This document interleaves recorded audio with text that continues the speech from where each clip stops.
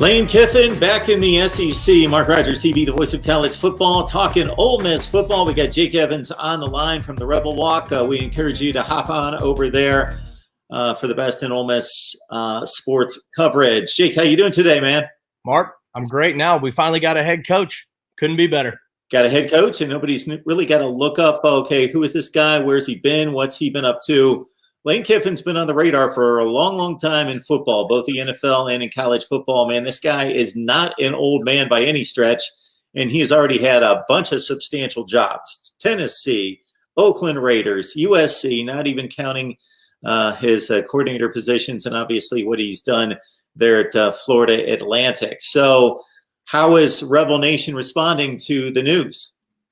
I tell you what, it's almost like we hired Nick Saban. I mean, it really is. The place, the whole city. I mean, you know, all of Ole Miss social media, everything is just going absolutely crazy. I mean, since it became rumored that he was going to be the new head coach about a week ago, Twitter's just been blowing up. Everybody showing their support, telling everybody to hop on the Lane train. I mean, the whole 9 yards. It's been fantastic. So, you know, he's got all the people behind him now. That was the biggest thing that Keith Carter, the athletic director, talked about, was needing to get, you know, Rebel Nation back behind the football program. And he's done it. And he's been the head coach for about 24 hours now.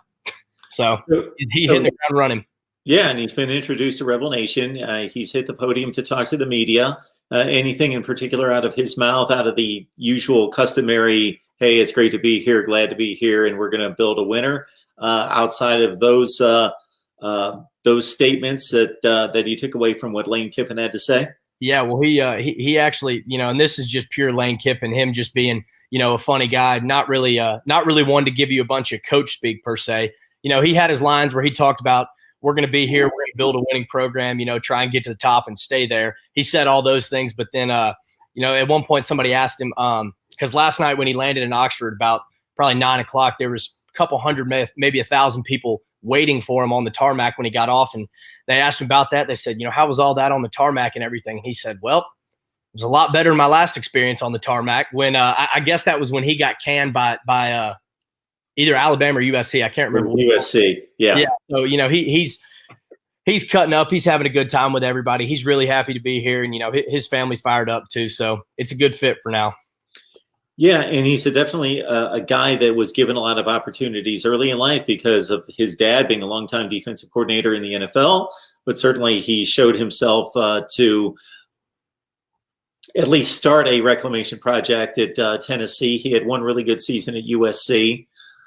The Oakland Raiders, you know, he obviously knows what he's doing to a certain extent, and he's known for offensive football and being able to put the right people in the right place. And he is somebody that's gone to FAU, and they instantly became the best recruited team in Conference USA. He was able to bring in the recruits like nobody else had done there, or really at the Conference USA level. So, you know, you definitely get that name recognition, and there's going to be a lot of kids that I would think are going to give Ole Miss a look that maybe weren't going to give Ole Miss a look.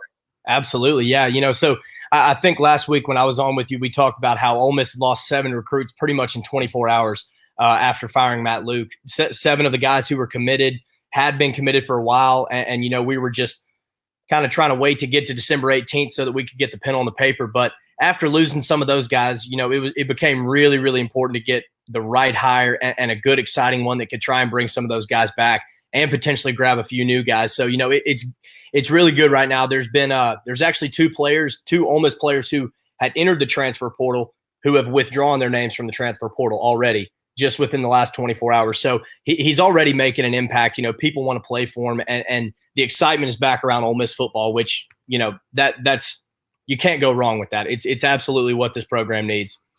Got Jake Evans on the line for the Rebel Walk, talking Ole Miss football with Lane Kiffin in the fold, replacing Matt Luke. And, of course, Lane Kiffin, head coach at Tennessee, offensive coordinator at Alabama, comes back to the SEC.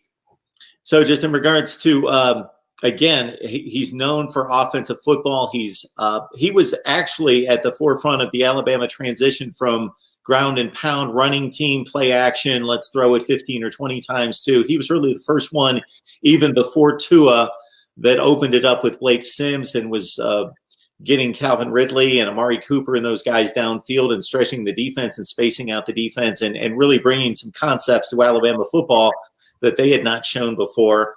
And, again, he's just a guy that, wants to win and has a desire to win, has a track record for at least starting the turnaround at a lot of places. So he's got something going for him that people gravitate to, and he's got a tremendous level of confidence and kind of exudes that. And there's no question about that portion of it. Yeah, like you said, the name recognition is half of it. I mean, realistically, when this search started, I kind of had to look up Lane Kiffin and see how he's done the last few years, because the last I really remember hearing about him was when he was at Tennessee 10 years ago, because I'm from Nashville. So, he brings a lot of just raw excitement. And like you said, he is a really, really strong play caller. He's been on the cutting edge of a lot of really good offenses in the country. And that's one of the things that Ole Miss's athletic director, Keith Carter, talked about. He said when he announced him, he kept referring to him being on the cutting edge of a lot of, new types of play calling and some high flying, high producing offenses. He's got a good track record. So he stumbled a few times in the media light early in his career, but he's rebounded and he's done a really, really solid job as a head coach over the last few years. Yeah, so that's a good point in regards to Lane Kiffin. That's another thing that comes to mind for most people are the missteps off field. None of them have been that egregious, but just not necessarily knowing how to handle that level of authority. But he's been separated from that for a long time. I think he's probably grown up, learned from his mistakes. And again, he went to FAU, ran the program for 3 years. We heard nothing but positive things in regards to the results on the field. He's taken over a program down there that was completely in the abyss in regards to competing, even in that conference, winning 2 and 3 games a year. He steps in, they win a conference championship. He had a bit of a down year in that second year, kind of turning over the roster, but then he wins the conference again this year. So 2 out of 3 conference championships. Again, he's been the top recruiter in that conference for the 3 years that he's been there. So he's certainly now starting the ascension again, getting back into big-time Power 5 football to see if he can crack the code there in the SEC Western Division. That should be interesting to see him going up against the big boys. Yeah, absolutely. And, the SEC West now, you couldn't draw it up any better as far as the coaches that you got there. You've got Nick Saban, Jimbo Fisher, Lane Kiffin, Gus Malzahn, Ed Orgeron. It's an all-star cast of big personalities and coaches with good track records around the country. And, you talked a minute ago about how he's matured as a coach and as a person. He had his missteps, back however many years ago that was. But that was one of the things he talked about today and yesterday. He said that, I've matured as a person, as a man, but also as a football coach. He said, I feel that I'm only getting better in both of those regards. And, he feels that this is going to be a really good place for him where he can kind of just continue that personal journey, I suppose. Jake, we're just a little over a week from National Signing Day. Hopefully we can have you back, run down the Rebels class and maybe the impact that Lane Kiffin has had on the 2020 players coming into the fold. Yeah, we like I said, he's got to hit the ground running here. He's got to, over the next few days, his first challenge is going to be to get his staff put together and figure out who he's going to retain from Ole Miss, his current staff.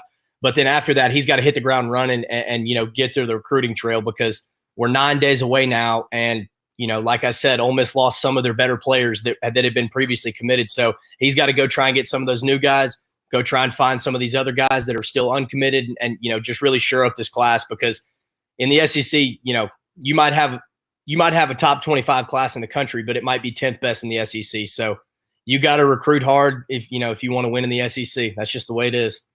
Again, you see the site right there, the Rebel Walk. Jake Evans joining us to talk Ole Miss football. Jake, we appreciate you stopping by, man.